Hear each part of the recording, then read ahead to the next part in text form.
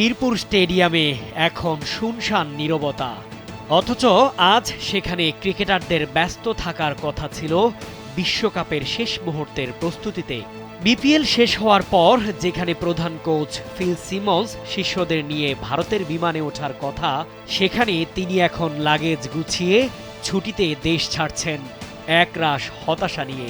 ভারতের নিরাপত্তা শঙ্কায় বাংলাদেশের বিশ্বকাপ খেলা হচ্ছে না।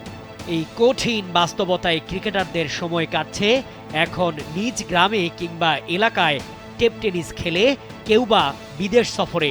মার্চের মাঝামাঝি পর্যন্ত কোনো আন্তর্জাতিক খেলা নেই। তাই আগামী প্রায় 2.5 মাস মাঠের লড়াইয়ের বদলে এই দীর্ঘ অবসর কি ক্রিকেটারদের ধার কমিয়ে দিচ্ছে না?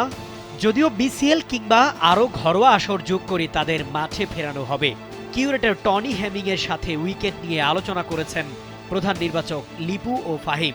টাইগার ভক্ত সমর্থকদের জন্য এর চেয়ে বড় আক্ষেপ আর কি বা হতে পারে? যেখানে বিশ্বমঞ্চ কাঁপানোর কথা, সেখানে প্রিয় ক্রিকেটারদের সময় কাটছে পাড়ার গলিতে শখের ক্রিকেট খেলে।